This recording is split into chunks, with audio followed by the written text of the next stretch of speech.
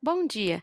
Sejam bem-vindos à videoconferência da CIA referente aos resultados do terceiro trimestre de 2024. Estão presentes hoje Paulo Correia, CEO da CIA, e Laurence Beltrão Gomes, CFO e DRI. Esta apresentação e o release de resultados já estão disponíveis na central de resultados do site de RI. Informamos também que esse evento está sendo gravado e traduzido simultaneamente para o inglês. Basta clicar no botão de interpretação para acessar o áudio. A gravação dessa videoconferência também ficará disponível em nosso site de RI. Depois da apresentação, teremos a sessão de perguntas e respostas. Para fazer a sua pergunta por áudio, basta apertar o botão de levante a mão para entrar na fila, ou, se preferir, escreva a sua pergunta diretamente no ícone de QA na parte inferior da tela. Antes de prosseguir, gostaríamos de esclarecer que eventuais declarações que possam ser feitas durante esta videoconferência relativa às perspectivas de negócio da CIA, projeções, metas operacionais e financeiras constituem-se em crenças e premissas da administração da companhia, bem como em informações atualmente disponíveis para a CIA.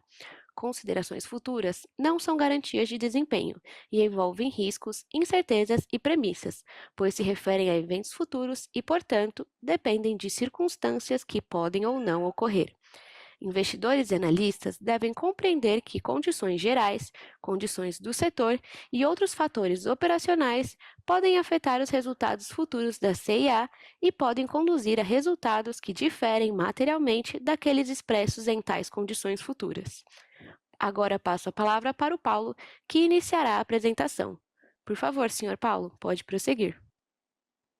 Obrigado. Bom dia a todos e a todas. Obrigado por estar aqui com a gente mais uma vez.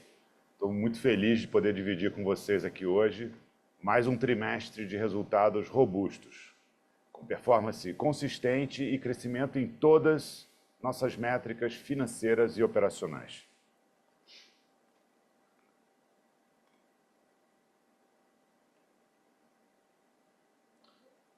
A nossa receita líquida, por exemplo, teve um crescimento forte de 16,7%, chegando a 1,8 bi, com o same-store sales de vestuário alcançando 18,9%, em cima de uma forte base de comparação de 12,5% no terceiro tri do ano passado. Nossa margem bruta de vestuário também seguiu em alta, chegando a 55,1%, a maior que já alcançamos num terceiro trimestre. Continuamos a manter uma forte disciplina financeira que levou a nossa margem EBITDA a um aumento importante de 4,4 pontos percentuais, chegando a 17,6%. Eu também quero destacar que a gente reverteu o resultado do terceiro tri de 2023, passando a um lucro líquido ajustado de 52 milhões. Mais um indicador de uma estratégia sólida e que está sendo muito bem executada. Um outro destaque é que a gente fechou o trimestre com uma alavancagem de uma vez na relação dívida líquida e EBITDA, um avanço significativo em comparação com o ano passado. O Laurence vai nos dar mais detalhes sobre esses números daqui a pouco, mas antes quero explorar com vocês os fatores que estão impulsionando esse nosso sólido crescimento. Primeiro quero falar da estratégia assertiva que a gente vem adotando para a nossa coleção de inverno, principalmente. Nos calls do primeiro e do segundo trimestre, a gente já tinha adiantado que o inverno é um filme que começa em abril, normalmente, e vai até o final de agosto. E o frio veio, de fato, mais intensamente esse ano, em julho. E a gente estava muito bem preparado para entregar o que os nossos clientes estavam buscando. O resultado foi um excelente desempenho nos produtos de inverno. Depois, em setembro, a gente lançou nossas coleções de primavera-verão, que têm sido muito bem recebidas pelos nossos clientes. E essas coleções, junto com a coleção de ano inteiro, vem mostrando sua força e consistência desde o ano passado. E teve mais uma vez esse ano uma performance excepcional. E é exatamente isso que vem destacando. Essa performance só é possível por conta da agilidade da nossa operação. Capacidade que a gente está tendo de testar, escalar com muita velocidade, rapidez, mas sempre mantendo nas lojas os produtos que são mais procurados. Além dessa assertividade nas coleções, a gente tem tido cada vez mais reconhecimento pelos nossos clientes. A gente vem vendo esse crescimento consistente resultante dessa melhora em todos os nossos KPIs. Por exemplo, nas nossas lojas físicas, o site, aplicativo, a gente está recebendo cada vez mais clientes que, por sua vez, estão comprando cada vez mais. A percepção delas sobre nós também melhorou, como mostra o nosso NPS médio do trimestre, que cresceu 5 pontos percentuais em relação ao ano passado. No online, nosso aplicativo teve um aumento de 120% no número de usuários ativos mensais, isso comparando com o mesmo período de 2023, sendo o app de moda mais baixado no Brasil no mês de setembro, por exemplo. Acho que isso comprova a força e a identificação que as clientes vêm tendo com a marca e com os nossos produtos e as nossas coleções. A gente também vem vendo um aumento significativo no número de peças por ticket e um crescimento, por consequência, do ticket médio em comparação ao terceiro trimestre de 2023. Vamos falar um pouco sobre a evolução da nossa estratégia energia. Eu acho sempre importante de destacar que hoje mais de 180 lojas já contam com pelo menos uma iniciativa de nossa estratégia. E aqui vou aproveitar para relembrar um pouco dos pilares desse nosso novo momento que tem a ver com a estratégia energia. O primeiro, queria destacar o pilar marca e relacionamento. Muito recentemente, a gente lançou o nosso novo posicionamento, a gente se encontra na C&A, esse é o hashtag, que reforça o nosso compromisso de ser a marca de moda preferida das nossas clientes. O lugar onde elas se conectam com elas mesmas, elas têm a capacidade e a possibilidade de encontrar aquele look perfeito e ficar por dentro das principais tendências de moda. Ressalto que a C&A é uma marca carismática e inclusiva. Ela é comprometida em escutar, em aprender e transformar as coleções usando dados para antecipar e atender às necessidades de cada consumidor. Queria lembrar também que a C&A foi o look oficial no Rock in Rio e isso trouxe ótimos resultados para a marca, especialmente no engajamento com as clientes nas redes sociais. Durante o evento, por exemplo, a gente se tornou a quarta marca mais comentada, segundo o Buzz Monitor. Foram mais de 10 milhões de interações nas nossas redes. Esse movimento não só fortalece a nossa presença enquanto marca, mas também cria uma conexão mais profunda com as nossas clientes, que acompanharam o festival por todo o país. A gente viu um grande aumento de fluxo nas lojas que receberam a coleção exclusiva do Rock in Rio, principalmente na cidade do Rio de Janeiro. Nossas vendas, inclusive, por exemplo, na cidade do Rock, esse ano cresceram mais de 60% comparado com a edição que a gente patrocinou em 2022. E, além disso, a gente vem intensificando nossas ações de CRM, contribuindo para um aumento de fluxo e de conversão, tanto nas lojas físicas quanto na loja online. No pilar produto, já implementamos nossa nova área jeans, em mais de 70 lojas, impulsionando um crescimento de 2 dígitos nas vendas dessa categoria nessas mesmas lojas. Além disso, a gente vem continuamente investindo no fortalecimento de outros negócios além do feminino e todos estão apresentando um crescimento robusto em comparação ao mesmo trimestre do ano passado. Um destaque que eu queria fazer é, por exemplo, a categoria beleza, que teve um desempenho bem forte, quase 64% de aumento de vendas em relação ao terceiro TRI de 23. Um outro elemento importante é o push and pull.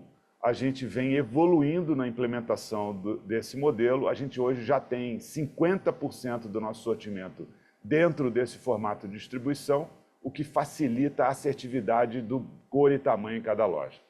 E falando em sortimento, hoje a gente já tem 3 categorias de produtos que já estão sendo testadas no nosso novo modelo de sortimento dinâmico.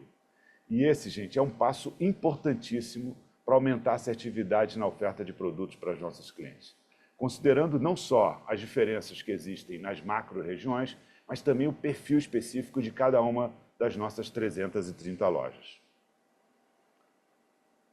No pilar Jornada Omni, o nosso aplicativo tem mostrado um desempenho excelente, com forte crescimento no indicador de usuários ativos mensais, como eu já falei, e também nas vendas, que foram 50% maiores do que no mesmo período do ano passado.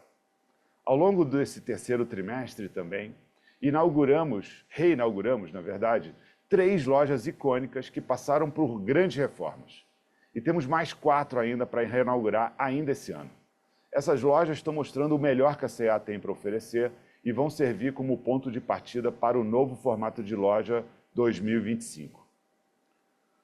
O projeto Dispersão, que tem como objetivo implementar iniciativas customizadas para aumentar a produtividade em cada uma das nossas lojas, segue avançando com força e a gente está vendo um crescimento de 2 dígitos nas vendas das lojas que participam do projeto na primeira onda, acima do crescimento médio das demais lojas da companhia, ou seja, mais um vetor de crescimento que está de fato acontecendo.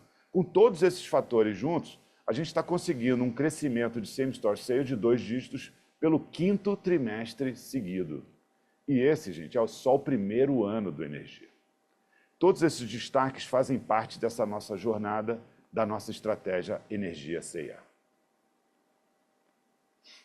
Como eu mencionei anteriormente, a gente teve um crescimento da nossa margem bruta com destaque especial para a margem bruta do vestuário, que cresceu pelo 13º trimestre consecutivo, atingindo 55,1%. Esse aqui é o maior patamar que a gente já registrou para um terceiro trimestre. Eu acho que esse resultado vem da combinação entre o talento, a experiência do nosso time, nossas modernas ferramentas de gestão, como, por exemplo, precificação dinâmica, como, por exemplo, o nosso processo de test and learn, que é baseado no uso intensivo de dados. Então, esse conjunto nos dá a inteligência necessária para oferecer os produtos para elas se encontrarem de verdade com a moda. Ou seja, estamos ficando cada vez mais assertivos nas nossas coleções e isso se reflete na consistência dos nossos resultados. Na próxima página, quero aproveitar a chance para compartilhar também alguns dos reconhecimentos que a gente teve recentemente. A C&A foi incluída na carteira do iDiversa da B3, o primeiro índice da América Latina focado em diversidade. Com isso, a gente passa a fazer parte de um seleto grupo de empresas que promovem uma sociedade mais justa, que valorizam a diversidade como um valor cultural e um pilar estratégico. Além disso, a C&A, que já recebe o selo GPTW em categorias regionais e do varejo desde 2019, pela primeira vez passou a fazer parte da lista nacional das 20 maiores empresas que receberam o selo. Acho que esse é um marco importante para a nossa companhia, porque reforça o nosso compromisso com a criação de um ambiente de trabalho cada vez mais inclusivo, diverso e sustentável. Outra conquista que nos orgulha é que nossa marca continua entre as preferidas das consumidoras. Um estudo da Kantar mostrou que a preferência da marca C&A continua crescendo entre os clientes do varejo de moda, com uma evolução de 3 pontos percentuais no terceiro TRI de 24 em relação ao mesmo período do ano passado. Além disso, tivemos um crescimento de 5 pontos percentuais nesse trimestre no NPS geral da C&A, com destaque absoluto para a melhoria da percepção da experiência dos clientes com a marca, especialmente em áreas como atendimento, caixa e provador, além da percepção de valor dos produtos. E para fechar, alcançamos o primeiro lugar na categoria loja de roupa, na lista das marcas mais amadas pelos brasileiros em 2024, segundo a pesquisa da EC Global Business, que é divulgada pelo Meio Mensagem. Enfim, acho que todas as conquistas e avanços, aliados à nossa disciplina financeira, junto com a forte expansão da margem bruta, têm nos permitido apresentar mais um trimestre de crescimento expressivo de 55% no EBITDA. E, por isso, atingimos um lucro líquido de 52 milhões.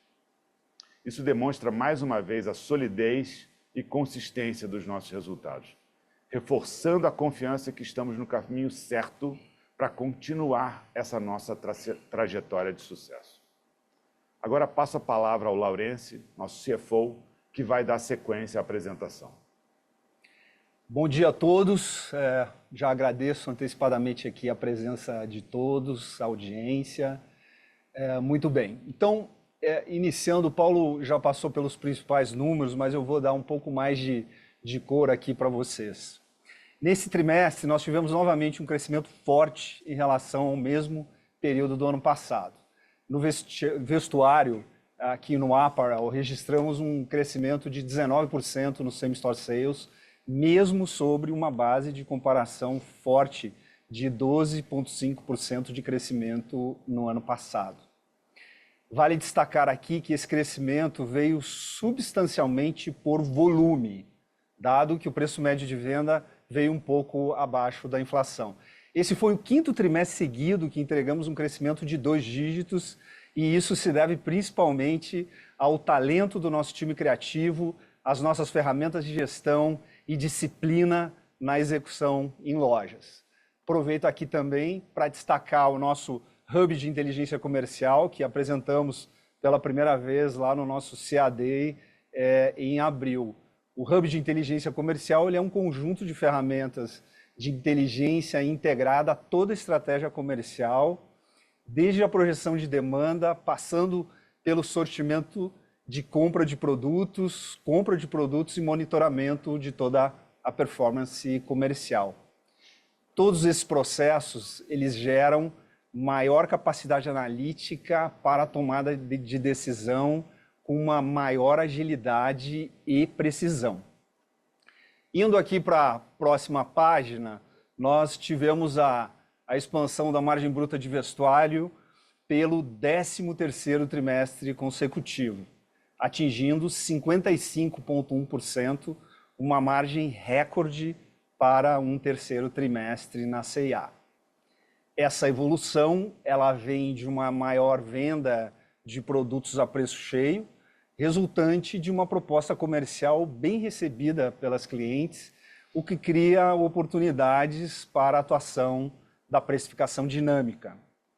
Também continuamos avançando no push and pull, atingindo 50% do mix de produtos da companhia. Além do nosso foco na evolução da qualidade dos produtos, a metodologia de Test and Learn confirma os programas e auxilia na mensuração da volumetria ideal para as diferentes categorias. A margem bruta de mercadorias continua tendo uma evolução forte em função do avanço da margem bruta de vestuário e pela alteração no mix de produto, dado o avanço na categoria de beleza e redução da categoria de celulares. Aqui nós devemos continuar vendo esse mesmo efeito na dinâmica da margem de mercadorias, pois nós vamos continuar avançando com a desmobilização da categoria de celulares. Na próxima página, nós temos aqui as despesas operacionais, onde continuamos com a disciplina no controle de despesas, mas ao mesmo tempo identificando despesas necessárias para a execução das iniciativas da estratégia Energia C&A. Neste trimestre, nós temos alguns pontos que eu gostaria de pontuar aqui com vocês. Nós tivemos um investimento maior em marketing, com mais exposição da marca, maior intensidade nas ações de comunicação com clientes, tanto no online quanto no offline. Tivemos também aqui um maior volume de vendas de peças de vestuário que foram processadas e o avanço da penetração do push and pull para 50% do mix de produtos, o que impactou despesas logísticas, mas isso já era previsto, já estava no plano. Assim, as despesas operacionais elas registraram um crescimento quando comparado ao terceiro tri do ano passado, porém permaneceram praticamente estáveis como percentual da receita líquida. Na visão pré-IFRS 16, as despesas operacionais diluíram 1 ponto percentual da receita líquida, o que demonstra que a C&A segue rigorosa no controle de suas despesas operacionais. Aqui na próxima página, a gente mostra alguns números do PEI, do CAPEI, né, o nosso instrumento de crédito proprietário, que é voltado para suportar vendas do vestuário de maneira integrada à jornada de compras e também promover aqui o relacionamento com as nossas clientes. O PEI no trimestre encerrou com uma carteira 360, totalizando 887 milhões, 22,4% maior do que no ano passado. A participação no varejo ficou em 25%, o que representa um aumento de 3 pontos percentuais em relação ao mesmo período do ano passado, mesmo com a ligeira redução de participação em relação ao segundo TRI de 24. Importante aqui ressaltar o crescimento de 2 dígitos no vestuário, um crescimento de 19%, mesmo com a queda de participação do PEI. Tivemos um crescimento de 32% na receita líquida do PEI, o que demonstra a consistência aqui da oferta de produtos e serviços financeiros. Também registramos uma diluição de despesas operacionais dentro do PEI e uma melhora de 33% nas perdas líquidas do período. Esse avanço aqui na perda líquida importante, ele resulta de melhores rolagens das safras combinado a um maior nível de recuperação de crédito, ou seja, a qualidade da carteira do nosso portfólio ela está melhor. Com isso, o PEI teve um importante avanço em relação ao terceiro TRI do ano passado, registrando um EBITDA de 18 milhões de reais no trimestre. Em relação aos indicadores de inadimplência, que eu mostro aqui na página seguinte, a gente vem vendo uma evolução também importante aqui. A perda líquida sob carteira do período atingiu 5,3%, um avanço de 3,1 pontos percentuais em relação ao terceiro TRI de 23 e 2,6 pontos percentuais em relação ao trimestre anterior, em função da melhor rolagem das faixas de atraso. O saldo de vencidos entre 90 e 360, o NPL ficou em 19,7, praticamente estável em relação ao segundo TRI desse ano e melhora de 3,2 pontos percentuais sobre o mesmo período do ano passado. O NPL Formation, que considera a formação de saldos vencidos acima de 90 dias sobre a carteira 360, também teve uma melhora de 2 pontos percentuais no comparativo sequencial com o segundo TRI de 24, ficando em 4,9%. Na próxima página, eu mostro aqui o nível de cobertura sobre os saldos vencidos acima de 90, que ficou em 99,9% da carteira 720 e 104% da carteira 360. Aqui, bem importante ressaltar que o nível de provisionamento sob a faixa de atraso 360 a 720 apresenta uma cobertura de 95,3%, ou seja, praticamente estamos totalmente cobertos nessa faixa. Na próxima página, eu mostro a evolução aqui da margem EBITDA e a evolução do nosso EBITDA ajustado, onde a gente teve aqui um crescimento de 55,2% e uma expansão de margem de 4,4 pontos percentuais e atingiu 17,6%, ou seja, um recorde para esse período.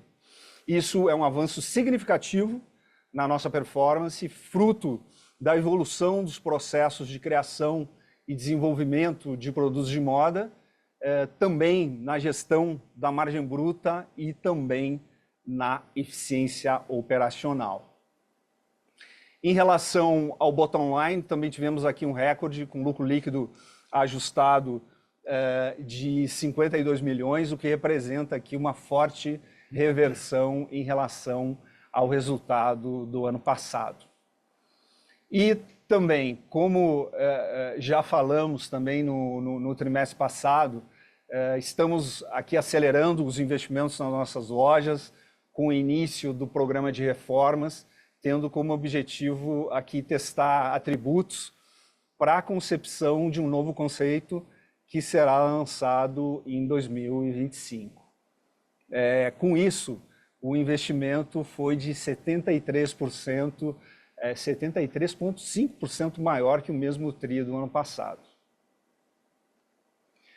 E, finalmente, a última página aqui da apresentação, nós mostramos, então, a evolução aqui do nosso endividamento total, incluindo o Bradescar, com uma importante melhora na dívida líquida, a qual encerrou o trimestre em 878 milhões e uma alavancagem de uma vez na relação dívida líquida sobre EBITDA pré-IFRS dos últimos 12 meses. Essa evolução no endividamento é em função de uma geração de caixa recorde para o período, devido ao melhor resultado operacional. Esse endividamento, nível de endividamento, ele é um marco muito importante para a companhia. Um nível saudável que permite avançar com investimentos da estratégia Energia C&A, como, por exemplo, voltar a expandir o nosso parque de lojas e acelerar o programa de reformas. Com isso, eu termino aqui a minha apresentação e passo a palavra ao Paulo. Obrigado, Laurence. Acho que a gente acabou de ver aqui um set de resultados bastante sólidos. A nossa confiança é bastante grande que a gente vai continuar entregando esse nível de resultados, não só pela evolução contínua do nosso plano estratégico Energia C&A, que está no início, né, da implementação, mas que já está capturando diversos resultados nesse sentido, mas também porque a gente preparou muitas ações para esse último trimestre. Entre elas, por exemplo, um lançamento que a gente vai fazer de uma collab agora na segunda quinzena de novembro, que vai ser fantástica. E, além disso, uma história de Natal realmente muito impactante, que a gente preparou com muito carinho, que a gente acredita de verdade que todo mundo vai ter a chance de se encontrar na C&A. E, para finalizar, vou aproveitar a oportunidade para mostrar um pouco para vocês, para quem ainda não assistiu, o vídeo que marcou o lançamento do nosso posicionamento de marca. Solta o vídeo.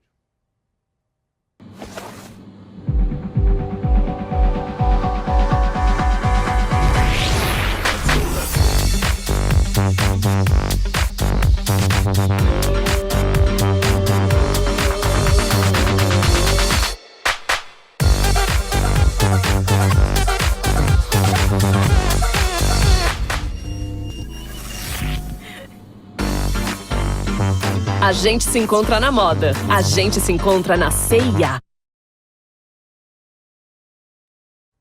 Obrigado a todos. Iniciaremos agora a sessão de perguntas e respostas para investidores e analistas.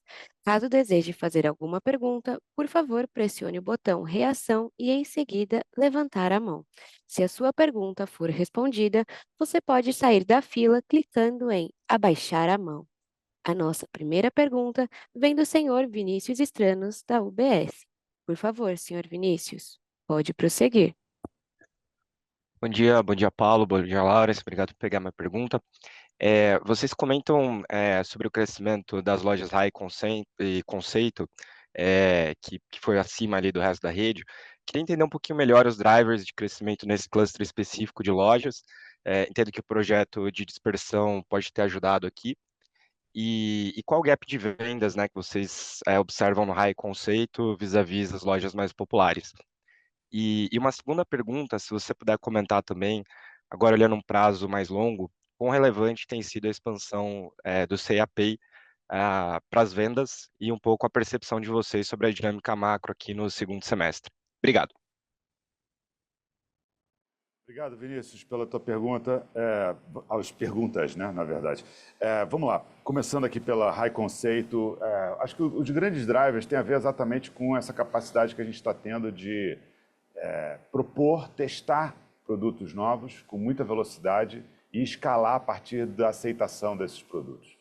Então, de alguma maneira, a resposta que a gente está tendo nessas lojas, com uma apresentação mais interessante, com essa conexão entre a tendência e o tipo de cliente dessas lojas, está acontecendo de maneira bem natural e tem acelerado bastante a velocidade de performance dessas lojas que estão conseguindo crescer de uma maneira significativa acima das lojas pop e super pop.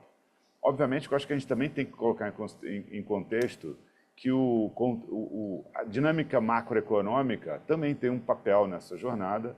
A nossa proposta de produto, de moda, com consistência de produtos básicos ao mesmo tempo, tem um impacto bastante grande nesses formatos de loja, e enquanto isso, obviamente, o macro também pressiona um pouco mais a parte das lojas pop e super pop, né? No que diz respeito ao Pay, acho que a gente está vendo, de fato, uma evolução, né, do nosso modelo de negócio. A gente sempre falou que o Pay tem um papel de poder fomentar as vendas do varejo, né? Então, eu acho que sempre se fez uma associação muito direta entre o crescimento que a gente vem fazendo e uma correlação 100% desse crescimento em relação ao Pay. Acho que esse trimestre mostra um pouco que não é bem assim. A gente sabia que o que a gente está trazendo de proposta comercial, de jornadas, ele tem uma relevância muito grande. A conexão com o cliente está vindo de várias formas, nos indicadores que a gente vem tendo, por exemplo, como eu falei do NPS, como, por exemplo, preferência de marca, e o Pay como um viabilizador, um Pay como um elemento importante na construção de relacionamento. A gente tem olhado para o Pay cada vez mais como esse instrumento em que a gente pode ter um diálogo contínuo com as nossas clientes e poder facilitar a jornada e a operação da loja também, à medida que você usa o seu cartão CAP. Então, eu acho que ainda é muito importante, porém, obviamente, todo esse contexto macroeconômico que pode trazer, à medida que, por exemplo, a história da taxa de juros de ontem, de alguma forma, isso obviamente vai gerando para a gente um aprendizado e um refinamento dos nossos modelos de concessão de crédito. E isso vai acontecer continuamente, não é porque teve uma vez ou não teve outra vez. Acho que a gente vai estar fazendo isso com muita consistência. Terceiro ponto eu não registrei aqui, que era... Acho que era isso. Era isso, né? Era isso. Tá bom. Não, acho que era isso. Tá ótimo. Obrigado, pessoal. Isso. A nossa próxima pergunta vem do senhor Dani Yeager, da XP. Por favor, senhor Dani, pode prosseguir. Pô, senhor não, né? Senhora. Bom dia, pessoal. Obrigada por pegar minha pergunta. Parabéns aí pelos seus resultados. Minha primeira pergunta é em relação ao quanto ainda de valor a gente espera ver aí pela frente. Assim, você mesmo comentou, né, Paulo, reforçou que é só o primeiro ano do Energia C&A, né? E aí também a gente vê essa evolução super forte de margem bruta ao longo do tempo. Então, assim, se vocês pudessem ajudar a gente a pensar quais são as principais alavancas, assim, em termos de geração de valor para frente, talvez combinando um pouco essa visão mais estratégica. E aí o Laurence ajudando a gente a pensar em quais linhas ali do P&L, se é a questão de same store, a questão de margem bruta, diluição, ou mesmo, enfim, eficiência operacional. Então, assim, só para a gente tentar compor aí como pensar para frente essa evolução contínua que vocês estão tendo. E aí a minha segunda é ainda talvez um pouco relacionada à pergunta do Vini no Pay, que vocês comentam que vocês estão desacelerando nessa dinâmica de concessão, mas ao mesmo tempo vocês falam que um pouco a redução da penetração tri contra tri foi por conta até de ter sido puxado pelas lojas que são mais de alta renda, que tem uma menor penetração. Então, assim, entender quando que vocês começaram a desacelerar, de fato, essa concessão, e se vocês têm visto algum tipo de impacto, né, assim, seja de venda, enfim, de outra métrica, e aí também como a gente pode pensar para frente, seja do ponto de vista dessa conexão com concessão de crédito, seja do ponto de vista de mercado mesmo, dado que já passou outubro, já estamos entrando aí em novembro, como que vocês estão enxergando aí perspectiva para o quarto tri? Obrigada. Obrigado aí, Dani. Desculpa aí pela confusão da operadora. Deixa eu te falar, vou separar aqui em duas partes. Eu vou pegar essa primeira parte mais de criação de valor. Vou pedir para o Laurence explorar um pouco mais a questão do CAP. No que diz respeito à construção de valor, lembra que a estratégia de energia tem um fundamento primordial em aumentar significativamente a venda por metro quadrado, o nível de produtividade de vendas em cada um dos ativos da C&A. Então, esse sempre foi o grande mote dessa história toda. Quando a gente fala de produtos, a gente está falando que tem diversas categorias que a gente pode explorar melhor em termos de sortimento em cada uma das lojas para gerar um nível de venda metro quadrado maior. Quando a gente fala de jornada, a gente fala que tem diversas oportunidades para a gente gerar uma jornada mais simples, mais fácil, mais intuitiva, mais produtiva para o nosso cliente, que vai gerar mais conversão e que vai gerar mais venda metro quadrado. E quando a gente fala de relacionamento, nós estamos construindo aqui uma máquina analítica para tornar de fato o relacionamento com a nossa cliente cada vez mais personalizado e, por conta disso, mais relevante e, por conta disso, aumentando a recorrência e a frequência dessa cliente e por consequência, desses 3 grandes pilares, somados a esse posicionamento da marca que a gente começou a fazer a partir desse trimestre, a ideia, de fato, é ter um impacto mais forte, cada vez mais forte no assunto vendas metro quadrado. Então, o grande alavanca de valor que a gente está falando aqui do Energia tem a ver exatamente com a capacidade da gente poder mudar progressivamente o patamar de vendas por metro quadrado da C&A. Então, esse é o fator número 1. Porém, não é só esse. A gente, obviamente, tem vários avanços ainda por fazer no que diz respeito aos nossos modelos analíticos, no que diz respeito aos nossos modelos de distribuição, que visam a tornar oportunidades também, oportunidades talvez menores do que a gente já aproveitou até agora, mas ainda significativas, do aumento da margem bruta. Então, ainda temos caminhos para avançar nos próximos 2 anos, a gente entende, no assunto margem bruta. Obviamente, respeitando dinâmica de mercado, situação concorrencial, que isso, obviamente, pode trazer algum desvio, algum ajuste nesse caminho. Mas, a princípio, tudo está montado para a gente continuar a nossa jornada de expansão da margem bruta. Isso conciliado com esse formato que a gente tem no nosso DNA, de uma gestão de despesas bastante consciente, bastante disciplinada, isso deveria gerar uma diluição e uma alavancagem da nossa margem EBITDA ao longo desses anos. Então, esse é o desenho, isso foi assim que a gente concebeu todo o nosso programa Energia, e eu acho que a gente vem executando ele com bastante disciplina, com bastante consistência e dando um pace, né, um ritmo bastante forte à evolução da companhia. Então, a evolução da companhia, que para a gente é uma oportunidade clara, vai dar essa construção de valor, já está dando e vai continuar a dar essa construção de valor ao longo dos próximos 2 anos. Vou pedir ao Laurence falar um pouco do PEI.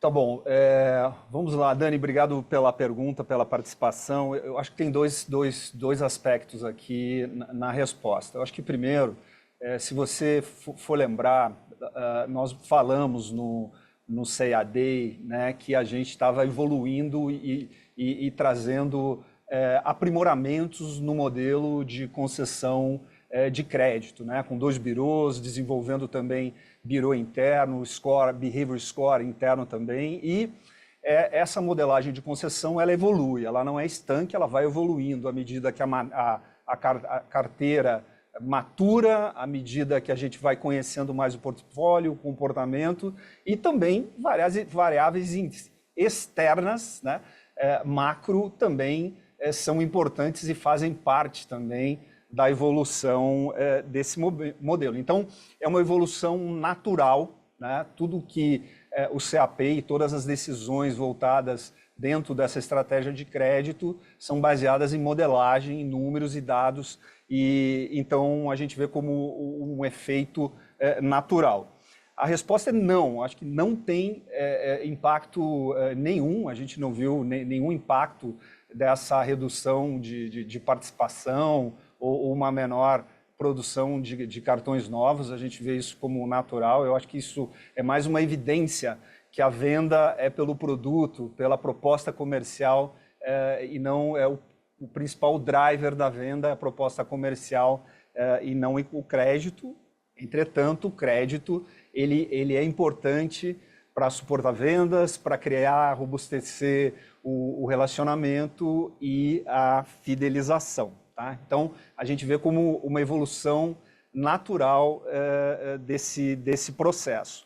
O segundo ponto, acho que um ponto importante para comentar com você, é que, historicamente, sempre o PEI teve uma participação menor nas lojas Arraio Conceito, mas o que a gente está vendo também é uma frequência maior, um público maior, esse crescimento de base de clientes que a gente está vendo é de um cliente que precisa menos de crédito, que usa menos o Pay também. Isso é na C&I toda, né?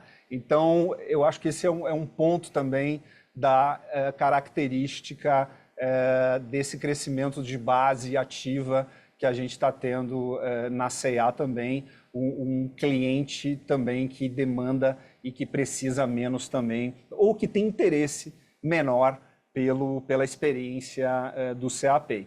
Nosso plano ele não muda em relação daquela meta que nós comentamos de penetração lá em 2026, em torno de 35%. Entretanto, a natureza desse crescimento até 2026, ela é diferente, dado que a gente já atingiu um nível interessante, um nível adequado de penetração do crédito, e também dado que a gente sempre vai estar muito atento às condições externas, ao cenário macro, e também à priorização da qualidade do nosso portfólio de crédito. Excelente, super claro. Obrigada. Parabéns pelos resultados de novo.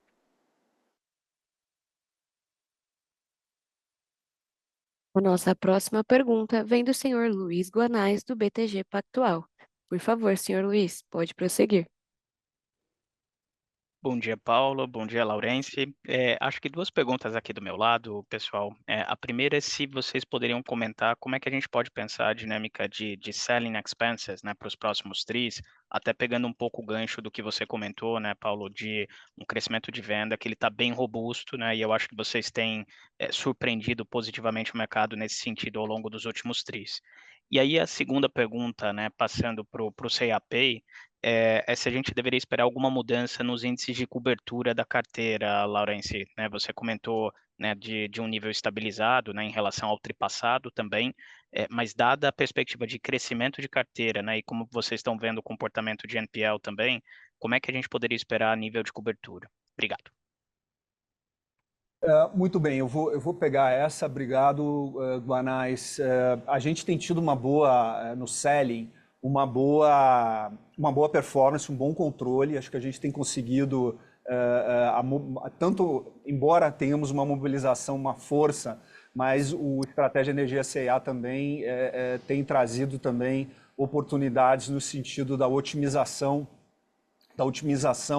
da nossa estrutura de despesas também no selling, tá? Então, a gente continua aqui confiante. Eu acho que a nossa meta, e a gente falou sempre desde o início, mesmo com as iniciativas novas que a gente está trazendo, que naturalmente às vezes trazem na frente uma despesa, a gente segue comprometido e muito focado em entregar a diluição de despesas do SG&A total da companhia no ano. Eu acho que desse lado, eu acho que a gente está assim seguro, né, que embora a gente tenha avançado em iniciativas novas, nós também estamos com iniciativas de otimização de estrutura, de revisão de processos e também deixando de fazer algumas coisas importantes. Eu acho que a gente tem também tido maior crescimento, né, nas despesas de marketing, mas já era planejado. Acho que a gente já deixou também esse movimento para o terceiro TRI e também no quarto TRI também, com o lançamento da marca e também não só o lançamento, novo posicionamento da C&A, mas também para aproveitar essa exposição maior da marca para também trazer mais fluxo de clientes para o quarto trimestre, para as datas importantes, principalmente em dezembro. Então, Guanais, eu acho que a gente está bem. Tanto você perguntou sobre o selling, mas eu acho que a gente também continua confiante do G&A, da gente conseguir manter essa boa eficiência operacional e alavancagem operacional da companhia, ok? Em relação ao Pay, bem, o resultado da cobertura, a cobertura é um resultado das rolagens. Os nossos modelos, eles nos colocam nessa direção de estar com as coberturas. Acho que a gente está com coberturas bem robustas e eu não vejo uma mudança, né, nesse patamar. Talvez sim, talvez a cobertura over 90, carteira 360, pode se aproximar dos 100%, mas, de novo, essa é cobertura, ele é um resultado de carteira, de rolagens, da performance da nossa carteira. Super claro, Laurence. Obrigado. A nossa próxima pergunta vem do senhor João Soares, do Citibank. Por favor, senhor João, pode prosseguir.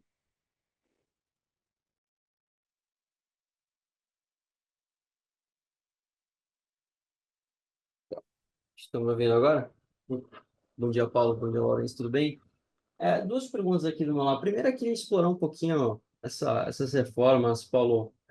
Você está vendo a tua entrevista, você comentando que foram poucas lojas que foram reformadas, né, assim, completamente, mas vocês fizeram várias pequenas reformas, né? Queria entender, assim, como é que tem sido a evolução, né? Como é que vocês têm tracking o auto performance, né, dessas lojas que passaram já por algum processo de reforma, né, e pensando, né, que ano que vem talvez vocês vão ter, tá bem claro, né, que vocês vão ter uma reforma mais robusta no parque, né, então tentar mensurar aqui a oportunidade dessas reformas. O segundo ponto, eu queria explorar a oportunidade aqui na margem bruta. Acho que quando a gente olha eletrônicos e beleza, foi um driver importante no lucro bruto consolidado de mercadorias, né? E eu queria entender esse mix. Vocês estão falando de desmobilizar o celular, né? Então, onde que a gente está nessa fase agora? E que nível de margem bruta a gente pode imaginar potencial aqui dessa unidade? Obrigado. João, obrigado aí pela tua pergunta, cara. Começando lá pelo pedaço reformas, a gente fez esse ano 3 reformas, a gente já completou 3 reformas, Porto Alegre, Brasília e aqui na loja do Ibirapuera. E essas reformas foram feitas com todo o arsenal que a gente tem nesse momento de conteúdo para cada uma das categorias. Só que o Energia, como a gente estava comentando antes, ele também está promovendo várias discussões. Então, por exemplo, a área jeans. A área jeans, a gente fez um entendimento claro aí da jornada dos nossos clientes e reconstruiu a proposta daquela área especificamente. Isso a gente chama de pequena reforma. Então, a gente faz em algumas lojas, vê qual é o resultado disso, a partir do resultado dessas lojas, sempre com a mesma metodologia de tentar entender versus grupo controle, as mesmas condições, com e sem aquele tipo de apresentação ou aquele tipo de experiência. À medida em que a gente vê resultados sólidos e concretos, a gente começa a fazer o rollout disso progressivo, visando garantir a captura daquele upside que a gente viu nos primeiros pilotos, nos primeiros protótipos. Então, isso está acontecendo com diversas categorias e por isso que eu falo que são mais de 100 lojas que, de alguma maneira, já tiveram algum tipo de mudança ou ajuste a partir dessas propostas novas de categoria, ou apresentação, ou tamanho de área, ou layout, o que conecta também com o projeto de dispersão, e que aí é uma outra vertical, que ele, de alguma maneira, ele também traz essa dinâmica de apresentação de categorias, mas também traz várias outras dinâmicas, como tamanho de área, equipe, localização de algumas áreas, como provador, caixa. Então, tudo isso entra nesse pacote. Ou seja, ao final, cara, a gente tem 3 lojas que foram reformadas esse ano, tem 4 sendo reformadas, então nós vamos completar 7 reformas completas nessa temporada e a gente vem, aos poucos, avançando com o rollout de algumas soluções novas que a gente está vendo que estão dando resultado de algumas categorias. Pensando para frente, o ano que vem, um pouco do que também a gente tentou falar, ano que vem a gente está finalizando as nossas discussões de plano junto ao Conselho de Administração, mas a nossa ideia é exatamente conseguir acelerar o movimento de reformas comparado com essas 7 que a gente fez esse ano, mas a ideia é juntar todos esses aprendizados que a gente vem fazendo, de novo, esses aprendizados baseados em metodologias claras, quantitativas, antes e depois, grupo controle, piloto, tentando trazer isso para um modelo que vai ser esse novo modelo de loja de 2025, em que a gente vai conseguir ter uma velocidade e um número maior de reformas e, obviamente, isso tudo tem uma expectativa de investimento, porém de um impacto concreto no same-store sales e na produtividade geral das nossas lojas, né?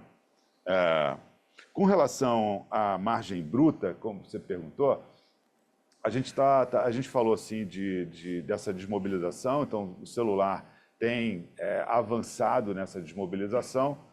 À medida, como eu falei antes, à medida que a gente vai avaliando loja a loja a capacidade de contribuição daquele metro quadrado versus a capacidade de contribuição de outros metros quadrados, por exemplo, beleza, por exemplo, vestuário, a gente vem tomando a decisão de desmobilizar. Então, isso é um processo contínuo que a gente vem analisando e, obviamente, que o avanço da produtividade no beleza, como, por exemplo, a gente falou aqui dos 64% de crescimento nesse trimestre, como, por exemplo, dar esse avanço na venda metro quadrado do vestuário, isso vai contribuindo para essa equação ficar cada vez mais favorável a essas categorias e fazer com que a substituição e a desmobilização seja até mais veloz do que o que a gente tinha inicialmente visualizado. Então, o que a gente olha para o futuro é, de fato, uma empresa de vestuário, né, com também a categoria beleza, com robustez, com força, e uma categoria de eletrônicos, celulares cada vez menor. Então, obviamente que a margem geral de mercadorias da companhia, uma vez que a margem de celulares é menor, vai crescer, a margem geral de mercadoria da CA vai crescer por efeito mix, invariavelmente, de acordo com essa estratégia que a gente vem atuando e executando. Perfeito, perfeito. Dá para imaginar uma margem que se assemelha à margem do vestuário de alguma forma, Paulo? Só para entender assim, a oportunidade. Na minha cabeça meus estudos engenheiros, né? Então, assim, no final, no limite, vai se aproximar cada vez mais do vestuário, porém, temos que lembrar que a categoria beleza, ela tem uma margem menor, né, do que o vestuário. Então, esse mix, eu acho que vai se aproximando cada vez mais do vestuário, porém, respeitando o share e a participação dessa categoria beleza, que opera num nível de margem, eu diria, intermediário entre o vestuário e o eletrônicos. Maravilha, super claro. Obrigado e parabéns aí pelos resultados.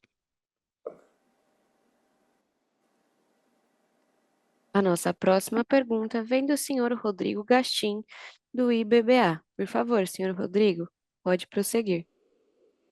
Bom dia, pessoal. Duas perguntas aqui rapidinho. A primeira, em relação a essa evolução do same-store sales de vestuário, uma pergunta que eu tenho recebido aqui é como é que foi a dinâmica dentro do trimestre. Se a gente olha os dados setoriais, setembro foi um mês de desaceleração forte. Eu queria só tentar entender se vocês perceberam isso também ao longo do trimestre.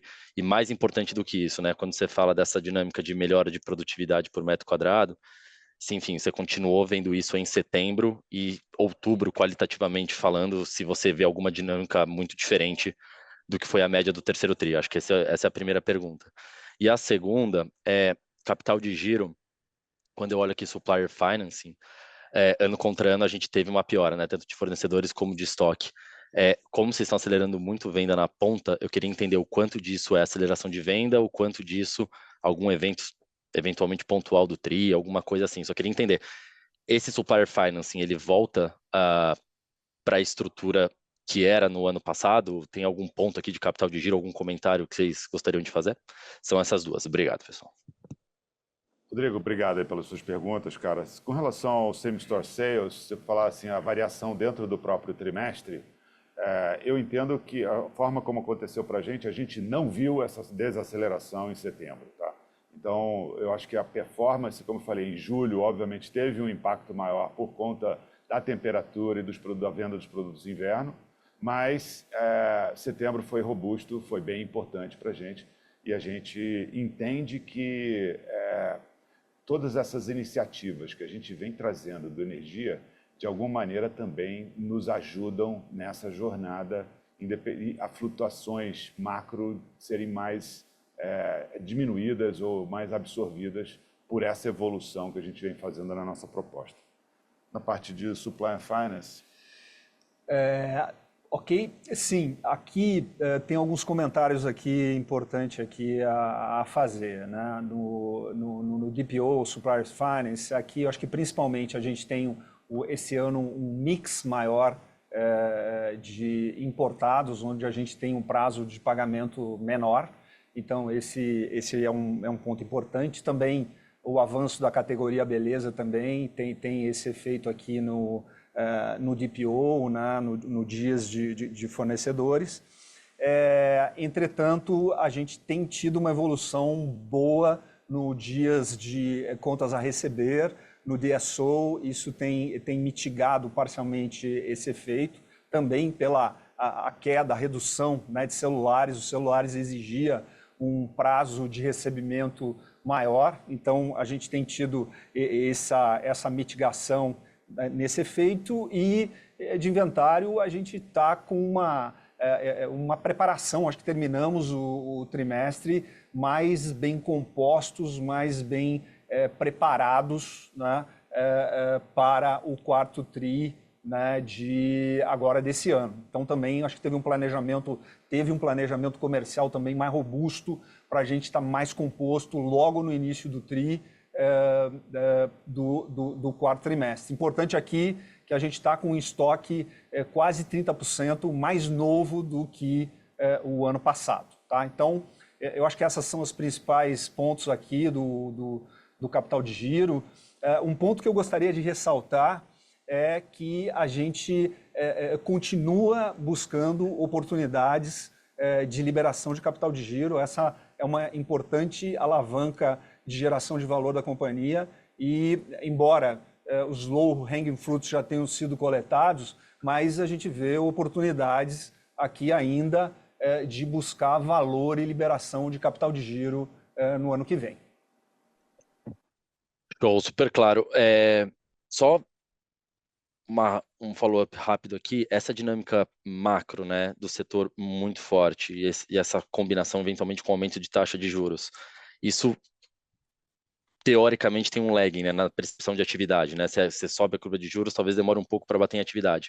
Só queria corroborar esse ponto com vocês, se de fato na ponta vocês veem algum impacto de aumento de juros, algum impacto de atividade, ou se a dinâmica continua muito parecida ao que vocês vêm vendo, né, nos últimos trimestres. Alguma mudança relevante, não? Desaceleração, alguma coisa? cara, a gente não consegue ver nada significativo que denote essa mudança de curva, uma mudança de movimento no que diz respeito à desaceleração. Então, para a gente continua na nossa jornada e na nossa evolução. Excelente, super claro. Obrigado, pessoal. A nossa próxima pergunta vem do senhor Alexandre Namioka, do Morgan Stanley. Por favor, senhor Alexandre, pode prosseguir. Bom dia, pessoal. Obrigado por pegarem minha pergunta. Parabéns pelos resultados. Eu queria explorar um pouco mais esse ponto da margem bruta, Paulo, como você tinha comentado no começo. Acho que todo trimestre, acho que nos últimos trimestres, vocês têm consistentemente expandido essa margem bruta, principalmente quando a gente olha apenas a partir do vestuário, né? Eu queria entender um pouco mais, quanto mais de espaço talvez vocês enxergam ainda para melhoria dessa métrica.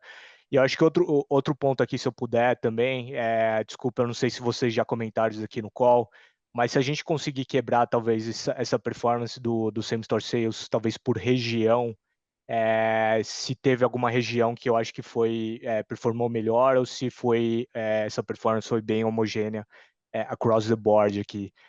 Obrigado. Alexandre, obrigado aí pela tua pergunta.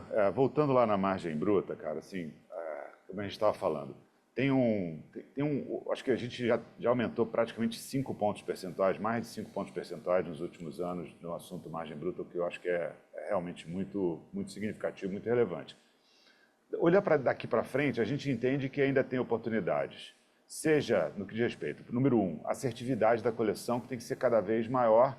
Essa assertividade é um fator muito determinante na questão da dinâmica da margem bruta. Segundo, os nossos modelos de precificação, que eles vêm evoluindo, né? A gente vai aprendendo e vai sofisticando eles, vai avançando com eles. Então, esse deveria ser um outro vetor de evolução dessa dinâmica da margem bruta. Terceiro, a capacidade de distribuição do produto certo no lugar certo, que o push and pull nos ajuda nesse sentido, também é mais um vetor que ajuda nessa caminhada. O que é vento contra? Vento contra pode ser uma dinâmica estrutural da indústria em termos de custo ou uma dinâmica estrutural no que diz respeito a um movimento competitivo, de mais agressividade, de promoções, etc. Isso poderia trazer uma história um pouco negativa para essa equação como um todo. Porém, o que a gente está olhando é que da nossa estruturação, do nosso trabalho, a gente vem trabalhando cada vez melhor essa dinâmica de test and learn, expandindo isso, o que é um fator que ajuda bastante na margem bruta. Nosso modelo de precificação vem evoluindo, nós estamos trabalhando nessa dinâmica. Distribuição, sortimento, cada vez mais interessante, cada vez mais assertivo em cada uma das lojas e personalizado. Então, esses três fatores são a evolução, de fato, de competências da companhia e a gente está muito confiante que essa jornada ainda vai continuar. Se a gente já capturou alguns pontos, né, de margem nesses últimos anos, eu acho que a gente estabelece aqui um movimento que talvez não vai ser a mesma velocidade, vão ser bips ao longo dos próximos anos, mas com continuidade, porque não tem porquê a gente não conseguir evoluir nessas competências, porque a gente vem trabalhando e investindo nisso. Então, em tese, deveria ser um movimento contínuo de evolução, aí jamais na casa dos bips, ao invés das centenas que a gente vem fazendo nesses últimos anos. Então, essa é a ideia. Quando você fala na dinâmica de região, performance regional, diferenças entre as performances regionais, cara, depende. A gente tem muita oportunidade, né? A CIA como um todo, quando você olha um raio-x de oportunidades de venda metro quadrado regionais, isso tem direcionado bastante dos nossos esforços, todo o programa de dispersão tem a ver com isso. Então, a gente vem tendo performances fortes em todas as regiões, né? Estamos falando de 2 dígitos em todos os lugares, né? Então, de alguma maneira, essas diferenças, essas nuances podem acontecer não por uma dinâmica só da região ou performance da macroeconômica daquela região, mas principalmente pelas ações que a gente vem fazendo de evolução, de melhoria, de capacitação ali, de uma regionalização melhor de sortimento, da operação naquela região. Então, é difícil de falar se tem alguma região que, a nível macro, vem tendo uma performance muito diferente de outra, né?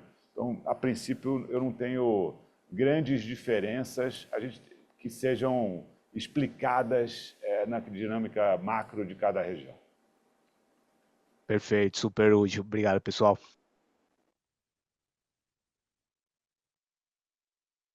A nossa próxima pergunta vem do senhor Rubem Couto, do Santander. Por favor, senhor Rubem, pode prosseguir. Oi, pessoal. Obrigado aí pela pergunta. Sei que a gente já estourou no tempo, mas só rapidinho, uma filosófica.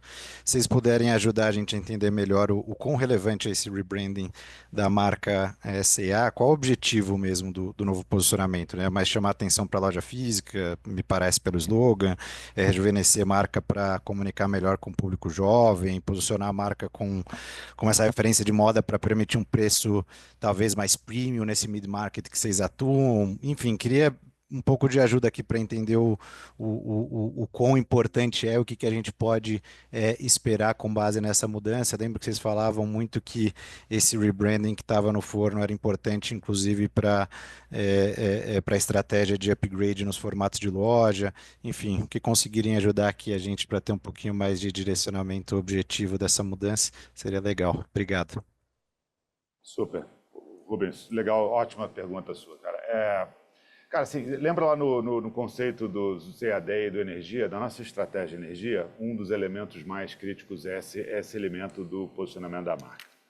Porque a gente tinha falado lá o seguinte, a gente quer recuperar o brilho dessa marca. Essa marca é uma marca muito forte, que tem a conexão emocional com o brasileiro e com a brasileira de uma maneira realmente destacada, E a gente, talvez pelos investimentos mais tímidos que a gente fez durante os últimos anos, talvez tenha perdido um pouco dessa força e dessa capacidade de diálogo consistente com o nosso cliente. Então, a gente entende duas coisas. Primeiro, a gente entende de moda. Segundo, a gente entende da mulher brasileira. Então, quando a gente conecta essas duas dimensões, a gente acha que a gente tem a capacidade cada vez maior de poder trazer os assuntos, as tendências, os produtos, a dinâmica, o comportamento adequado e que desejado pela mulher brasileira. E quando a gente fala sobre isso, a gente fala então o seguinte, então a gente quer de fato promover alguma coisa em que as pessoas possam encontrar o que elas estão procurando, encontrar a moda que serve a ela, encontrar o produto que ela está procurando dentro da loja física ou da loja online. Então, daí que vem o A Gente Se Encontra na C&A. A Gente Se Encontra tem a ver exatamente com esse conceito de você vai na loja, você encontra o que você está precisando, você está procurando. Você se encontra na hora que você veste, está olhando no espelho e fala, esse look, pô, esse aqui tem muito a ver comigo, me encontrei como pessoa, como minha personalidade ou com o evento que eu quero fazer, que eu quero participar. Então, é essa dinâmica que está por trás do A Gente Se Encontra na C&A e isso foi resultante de várias pesquisas e conversas com a nossa base de cliente atual e com a base de cliente geral no Brasil. Então, esse é o objetivo. A gente entende que isso, na prática, pensando em modelo de negócio e P&L, isso deveria trazer duas coisas, cara. Primeiro, uma assertividade maior das nossas coleções, dos nossos produtos, dar mais conhecimento e mais exposição a essas soluções de moda e de produto que a gente vem fazendo.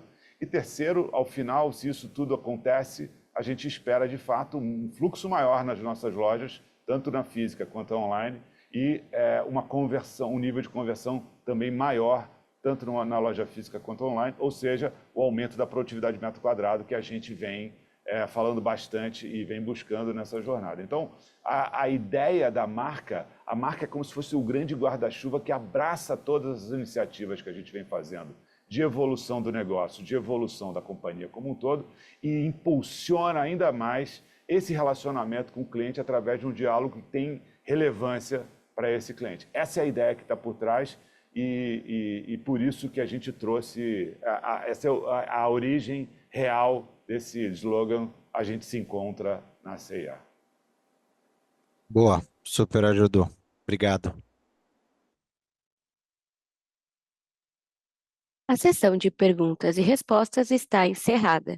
Gostaríamos de passar a palavra ao Sr. Paulo para que faça as considerações finais da companhia. Bom, primeiro eu queria agradecer aqui a presença de todos que estiveram aqui no call, reforçar a confiança do nosso time na execução, na capacidade de entrega de resultados dessa estratégia C&A e que tem, de fato, como grande objetivo de fato, trazer às nossas clientes, para elas, o melhor da moda no mundo, o melhor valor possível dessa moda para cada uma delas, e elas puderem ser o que elas quiserem e desejarem ser. Não podia perder a oportunidade aqui de agradecer o time C&A, que eu sei que está sempre em massa aqui assistindo nossas comunicações, dizer que esse resultado é de vocês. Vamos nessa, tamo junto, vamos para cima. Valeu, gente. Obrigado. A videoconferência da C&A está encerrada. Agradecemos a participação de todos e tenham um bom dia.